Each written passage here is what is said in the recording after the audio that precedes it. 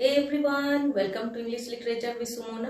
तो आज मैं बताऊंगी ना कि किस तरीके से हम लोग जो डायरेक्ट और इनडायरेक्ट स्पीच होता है ना, ये तो काफी लेंदी प्रोसेस है। इसमें हम लोग बहुत कुछ सीखते हैं, लेकिन आज मैं एक खास टॉपिक के बारे में बताऊंगी जहां बच्चे अक्सर कंफ्यूज हो जाते हैं और फिर मिस्टेक भी कर देते हैं। तो इसमें क्या होता है ना कि हम लोग आज conversion of interrogative sentence into indirect speech हम लोग कन्वर्ट करेंगे। किस चीज में? डायरेक्ट को इनडायरेक्ट में करेंगे, जो कि क्वेश्चन फॉर्म में हम लोग देखते हैं। तो जब हम लोग नरेशन बनाते हैं तो कुछ रूल होता है जिससे हम लोग इसके जो क्वेश्चन फॉर्म है ना उसको बनाते हैं। कुछ रूल को फॉलो करेंगे और मामला बिल्कुल सेट हो जाएगा। ठीक है, एक रूल और मामला बिल्कुल सेट। तो फिर देखते हैं। लोगों को एक चीज, मैं इसमें दो एग्जाम्पल ली हूं। एक मैं ली हूं हेल्पिंग वर्ब क्वेश्चन और एक मैं ली हूं WH क्वेश्चन।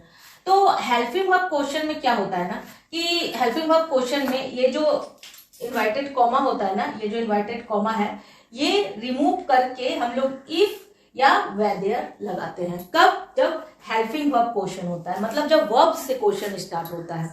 ठीक है, जब हेल्पिंग वर्ब से स्टार्ट करते हैं, इस चीज को खास ध्यान रखना है। और हेल्पिंग वर्ब क्या होता है ये तो पता ही होगा कि जब हम लोग जो कि मतलब हेल्प करता है वर्ब का, ये समझने में कि जो वाला हम लोग बात कर रहे हैं वो कौन सा काल है, प्रेजेंट है, पास्ट है या फिर फ्यूचर है, ये चीज बताने में हेल्प करता है। या फिर जो पर्सन के लिए हम लोग बात कर रहे हैं वो प्लूरल है या सिंगुलर है, इस चीज को भी हम लोग हेल्पिंग वर्ब से पता लगाते हैं। ठीक है, तो आज मैं ज्यादा डिटेल नहीं जाऊंगी क्योंकि मुझे जो बताना है वो सिर्फ यही है कि जब हम लोग डायरेक्ट इनडायरेक्ट स्पीच में इंटेरोगेटिव जब सेंटेंस को देखते हैं जो कि हेल्पिंग वर्ब से होता है और WH क्वेश्चन से होता है, तो इन दोनों का जो रूल होता है ये क्या होता है। तो सबसे पहले मैं यहाँ पर एक एग्जाम्पल ली हूँ, बस मैं डायरेक्ट एग्जाम्पल से बताऊंगी और मामला पूरी तरीके से सेट हो जाएगा। मैंने स्टार्टिंग में ही बताया कि बिल्कुल मैं एग्जाम्पल से बता देती हूँ। तो the doctor said to me, are you feeling better now. मतलब यहाँ डॉक्टर क्वेश्चन कर रहा है, तो जैसे यहाँ क्वेश्चन मार्क देखोगे ना और देखोगे हेल्पिंग वर्ब से स्टार्ट है। मैं फिर से बता देती हूँ हेल्पिंग वर्ब क्या है। Is, am, are, was, were, shall, will, have, has, ये सारा क्या है? ये सारा है हेल्पिंग वर्ब। ठीक है, तो जब हेल्पिंग वर्ब से क्वेश्चन स्टार्ट है तो फिर यह हेल्पिंग वर्ब को रिमूव करके हम लोग इफ और वेदेयर लगाते हैं। यही रूल है। और अगर नहीं है तो इसको स्क्रीनशॉट ले लेना मेरे समझाने के बाद, तो बिल्कुल ये एकदम क्लियर हो जाएगा। ठीक है, तो अब इसको बनाते हैं। ये जो एग्जांपल है, तो सबसे पहले जैसे हम लोग का क्वेश्चन होता है ना उसमें हम लोग सेट टू को रिमूव करके इसकी जगह पे लगाते हैं आस्क्ड। अगर कोई क्वेश्चन आ गया, क्वेश्चन मार्क्स है, डायरेक्ट से इनडायरेक्ट स्पीच चेंज करना है, तो सबसे पहले ध्यान में रखना है कि अगर सेट टू है तो सेट टू को हटा के हम लोग आस्क्ड लिखते हैं, क्योंकि क्वेश्चन कर रहे हैं ना तो आस्क्ड लिखते हैं। तो चलो फिर बनाते हैं। द डॉक्टर आस्क्ड, बस यहां तक हम लोगों ने बना लिया। यहां तक आस्क्ड मी, ये मी को भी लिख लेंगे। ये एज इट इज हम लोग यहां से लेके यहां तक एज इट इज उतार लेंगे, इसमें कोई चेंजिंग नहीं। सिर्फ एक चेंजिंग क्या है कि सेट टू के जगह पे हम लोगों ने क्या लिखा है? आस्क लिखा है। क्यों लिखा है? क्योंकि ये इंटेरोगेटिव क्वेश्चन है, इसलिए हम लोगों ने लिखा है यहां पर आस्क्ड। ठीक है, अब आगे बढ़ते हैं। यहां तक तो बिल्कुल मामला सेट है। अब आगे देखते हैं क्या करना है। अब ये जो इन्वाइटेड कॉमा है, तो जनरली हम लोग जब डायरेक्ट से इनडायरेक्ट बनाते हैं तो इन्वाइटेड कॉमा को रिमूव करके दैट लगाते हैं। ये जो कंजंक्शन है, दैट क्या होता है? कंजंक्शन होता है जो कि दोनों सेंटेंस को बीच से जोड़ता है। ठीक है, लेकिन जब क्वेश्चन वाला बात आता है, जब इंटेरोगेटिव में फॉर्म में हम लोग बात करते हैं, तब उस समय दैट नहीं लगाते। और जब हेल्पिंग वर्ब से स्टार्ट है तो उस समय इफ और वेदर लगाएंगे। दोनों में से कोई भी एक लगा सकते हो। तो यहां तक तो हो गया। ठीक है, अब यहां पर हम लोग लगा देंगे इफ। ठीक है, क्यों लगाया इफ? इन्वर्टेड कॉमा रिमूव करके, क्योंकि अब सेंटेंस को हम लोग कंबाइंड करेंगे, क्योंकि हम लोग को इनडायरेक्ट में बात करना है। अब यहाँ पर ये जो आर है ना, तो अब सबसे पहले अगर हम लोग यहाँ आर लगा देंगे तो फिर से ये क्या हो जाएगा? क्वेश्चन फॉर्म हो जाएगा। तो आर नहीं लगाना है। अब सब्जेक्ट देखना है क्या है। सब्जेक्ट है यू। तो जैसा कि मैं बता चुकी हूं कि अगर यहाँ पर जो सब्जेक्ट यू होगा तो वो रिपोर्टिंग स्पीच के इतना भाग को क्या बोलते हैं? अच्छा, मैं एक चीज और बता दूंगी। ये इन्वर्टेड कॉमा के जो इतना भाग है ना, इसको क्या बोलते हैं? इसको बोलते हैं रिपोर्टिंग स्पीच। ठीक है,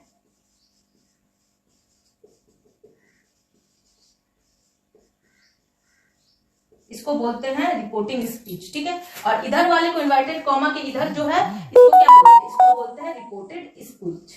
इसको बोलते हैं रिपोर्टेड स्पीच। ठीक है, ये समझ में आ गया। तो अब मैं जब बोलूंगी रिपोर्टिंग स्पीच में चेंजिंग है तो रिपोर्टिंग स्पीच, रिपोर्टेड स्पीच में चेंजिंग है तो रिपोर्टेड स्पीच, ठीक है। तो पता लगना चाहिए कि कौन से पार्ट को हम लोग क्या बोलते हैं। तो the doctor asked me if, तो अब क्या है ना, अगर यहाँ पर यू हो तो रिपोर्टिंग स्पीच के ऑब्जेक्ट के साथ हमेशा चेंज होता है जब हम लोग इनडायरेक्ट बनाते हैं। तो ऑब्जेक्ट में क्या है, मी है। अब मी अगर यहाँ पर है तो हम लोग अब क्या मतलब अब क्या करेंगे कि यू किसके साथ चेंज होगा, मी के साथ। और मी का जब हम लोग यहां लिखेंगे तो मी को अगर हम लोग यहां लिखेंगे तो इसके किसको लिखेंगे, सब्जेक्ट को लिखेंगे। तो मी का सब्जेक्ट क्यों लिखेंगे सब्जेक्ट फॉर्म, क्योंकि यहां तो फिर से सेंटेंस स्टार्ट हो रहा है ना भाई इफ के बाद। तो अगर हम लोग यहाँ मी को तो एज इट इज नहीं लिख सकते क्योंकि मी क्या है, मी है ऑब्जेक्ट और हम लोगों को यहाँ क्या लेना है, सब्जेक्टिव केस लेना है। और यू को हम लोग किसके साथ ले रहे हैं, रिपोर्टिंग स्पीच के ऑब्जेक्ट के साथ, क्योंकि ये रूल होता है, इसको याद रखना कि अगर यू है तो हम लोग सीधा क्या करेंगे, अगर यू है तो रिपोर्टिंग स्पीच के ऑब्जेक्ट में आ जाएंगे।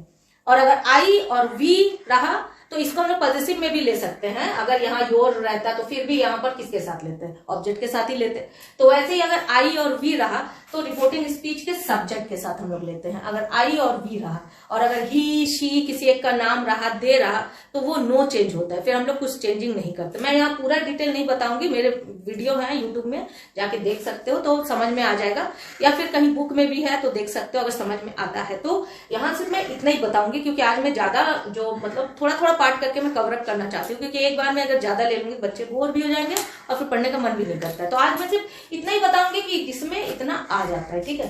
तो अब यू है, यू जा रहा है मी के साथ, अब मी का सब्जेक्टिव केस हो जाएगा आई, यहाँ आई लिख लिया हम लोग, ठीक है। अब आई लिखे, अब आई के तुरंत बाद हम लोग क्या लेंगे, हेल्पिंग वर्ब लेंगे। तो आर हेल्पिंग वर्ब है किस चीज का, प्रेजेंट फॉर्म का है, और ये किस टेंस में है, ये प्रेजेंट कंटिन्यूअस टेंस में है। तो डायरेक्ट से जब लोग इनडायरेक्ट बनाते हैं, हाँ मतलब एक चीज मैं और बोलना चाहती हूँ कि जिसको टेंस पता है वही ये वीडियो देखेगा, जिसको टेंस नहीं पता है वही वीडियो नहीं देखेगा, क्योंकि कोई फायदा है नहीं, समझ में कुछ आने वाला है नहीं।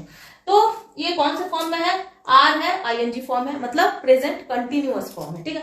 प्रेजेंट कंटिन्यूअस किसमें चेंज हो जाता है, जब हम लोग इनडायरेक्ट बनाते हैं तो वो हो जाता है पास्ट कंटिन्यूअस। सिंपल सा फॉर्मूला है, पास्ट कंटिन्यूअस में चेंज हो जाता है बस। तो हम लोग यहाँ पर क्या लिखेंगे, पास्ट कंटिन्यूअस लेना है तो आई के साथ हम लोग क्या लगाते हैं, वॉज लगाते हैं। तो क्या लिखेंगे यहाँ पर, आई वॉज, बस आई वॉज फीलिंग बेटर। हाँ, एक चीज और यहाँ पर नाउ है, तो इसके ना कुछ चार्ट होते हैं, मतलब कुछ रूल होते हैं, तो उसमें कुछ ऐसे वर्ड होते हैं ना जब हम लोग इनडायरेक्ट में बताते हैं तो वो चेंज होता है। तो ये जो रूल है इन्हें मैं अपने यूट्यूब चैनल में बताई हूँ, इसी में बताई हूँ। और अगर किसी बुक से भी देखना चाहते हो, जैसे बुक में भी तुम्हारे होंगे, तो नाउ का देन हो जाता है, वो चेंज हो जाता है। जैसे यस्टरडे चेंज हो जाता है, टुडे का दैट डे हो जाता है, तो ये ऑटोमेटिकली चेंज हो जाता है, ये पता होना चाहिए, ठीक है। इसको ध्यान में रखना है, यहाँ देन हो जाएगा। और ये जो है ना, ये जो साइन है इंटरोगेटिव का, ये हट जाएगा। क्यों हट जाएगा, क्योंकि जब हम लोग डायरेक्ट से इनडायरेक्ट बनाते हैं तो इंटरोगेटिव हट जाता है, क्योंकि हम लोग किसी के रिप्लाई को बता रहे हैं ना, ऐसा तो नहीं है, या फिर अपने रिप्लाई को बता रहे हैं, क्वेश्चन तो नहीं पूछ रहे हैं, तो क्वेश्चन हट जाता है उसमें। इस चीज का खास ख्याल रखना है। तो बस यहाँ पर फुल स्टॉप हो जाएगा, ठीक है। तो ये समझ में आ गया होगा, है ना। अब हम लोग नेक्स्ट देख लेंगे। ये तो था किस क्वेश्चन से, हेल्पिंग वर्ब क्वेश्चन से, जो कि मैंने लिखा इफ और वेदर करके हम लोग यहाँ पर चेंजिंग करते हैं। अब यहाँ पर हम लोग लेंगे WH क्वेश्चन को, कैसे हम लोग डायरेक्ट से इनडायरेक्ट फॉर्म में चेंज करते हैं। तो WH क्वेश्चन में क्या होता है ना, ये तो बहुत ही ज्यादा इजी है, इसमें तो कुछ बात ही नहीं है। तो देख लेते हैं। सी सेड टू रवि, तो मैंने क्या बोला था, सेड टू को रिमूव करके हम लोग आस्क्ड लगा देते हैं, तो बस लगा देते हैं, देख लो। सी आस्क्ड रवि, बस। अब यहां से स्टार्ट होगा, जो मेन गेम है ना वो यहीं से स्टार्ट होता है। ये इन्वाइटेड कॉमा रिमूव करके मैंने क्या लिखा, नो चेंज WH क्वेश्चन। अगर यहाँ WH क्वेश्चन से स्टार्ट हो रहा है डायरेक्ट स्पीच, तो जब हम लोग इनडायरेक्ट फॉर्म बनाएंगे तो ये जो WH है ना, ये चेंज नहीं होगा, ये एज इट इज हम लोग उसको उसी तरीके से लिख लेंगे। तो देखते हैं, बस यहाँ रवि है, रवि, लेकिन हाँ एक चीज याद रखना है, यहाँ कैपिटल लेटर में लिखा है, जब हम लोग यहाँ लिखेंगे तो इसको स्मॉल लेटर में लिखना है, और इन्वाइटेड कॉमा भी रिमूव कर देना है। तो क्या करेंगे, व्हाट।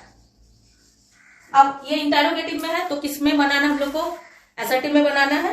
तो अब हम लोग क्या करेंगे कि सबसे पहले हम लोग क्या लेंगे, यहाँ पर यू है, अच्छा मैंने यू लिए, तो यहाँ पर क्या है, यहाँ यू है। और मैंने क्या बोला था कि सबसे पहले हाँ, अब WH के बाद हम लोग हेल्पिंग वर्ब नहीं लेंगे। हेल्पिंग वर्ब क्या है, आ रहा है, क्योंकि हेल्पिंग वर्ब लेंगे तो फिर से वो क्वेश्चन बन जाएगा, क्योंकि WH के बाद अगर हेल्पिंग वर्ब लेते हैं तो जनरली वो क्वेश्चन बन जाता है। तो अब हम लोग यहाँ पर क्या लेंगे, सब्जेक्ट को लेंगे। सब्जेक्ट क्या है, यू है, जो कि कर्ता काम को करता है, जिसको हम लोग डूअर बोलते हैं। तो ये क्या है, ये सब्जेक्ट है। तो सब्जेक्ट मैंने क्या बोला था कि अगर यू हो तो रिपोर्टिंग स्पीच के ऑब्जेक्ट के साथ जाता है। तो ऑब्जेक्ट क्या है, रवि है, और सब्जेक्ट क्या है, शी है। जो स्टार्टिंग होता है वो सब्जेक्ट होता है, और उसके बाद जो होता है उसको हम लोग ऑब्जेक्ट बोलते हैं। ठीक है, जिसको जो काम किया जाता है उसको ऑब्जेक्ट बोला जाता है। तो यहाँ पर रवि है ऑब्जेक्ट।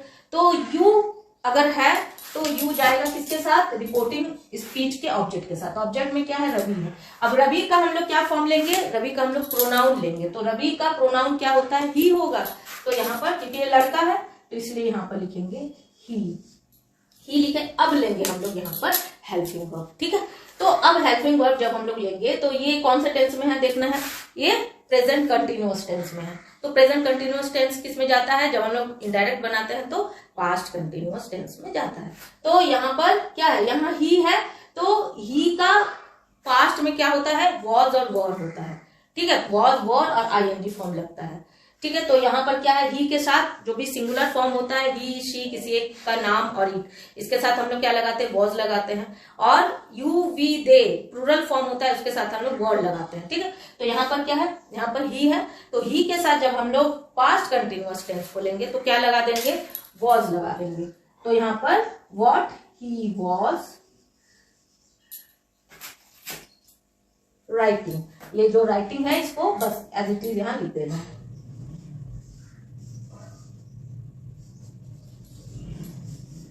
बस व्हाट यहाँ पर ही आया, इसके साथ आ गया ही, क्योंकि हम लोग इसके साथ इसको चेंज किए।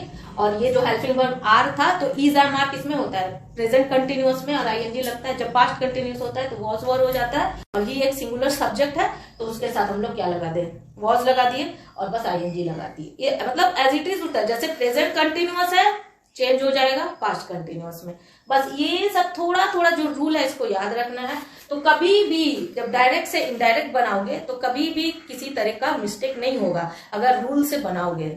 रटने उठने वाला कंसेप्ट तो बिल्कुल गलत होता है, वैसा करना ही नहीं चाहिए, क्योंकि सेंटेंस क्या होता है एग्जाम में चेंज करके देता है, तो फिर उसमें दिक्कत हो सकता है। तो आज मैं सिर्फ इतना ही बताऊंगी, आगे के कंसेप्ट में मैं और भी आगे का बताऊंगी कि डायरेक्ट इनडायरेक्ट स्पीच में जो कि इंपेरेटिव सेंटेंस होता है, एक्सक्लेमेटरी सेंटेंस होता है ना, जिसको जिस तरीके से हम लोग चेंज करते हैं, और जो सिंपल एसर्टिव सेंटेंस से भी जो हम लोग चेंज करते हैं उसको भी मैं बताऊंगी। तो आज मैं इसको बताई, तो आज के लिए इतना ही। अगर मेरी वीडियो अच्छी लगती है, मेरा पढ़ाना अच्छा लगता है, तो मेरे चैनल को लाइक शेयर और सब्सक्राइब जरूर करो। Till then bye and take care of yourself.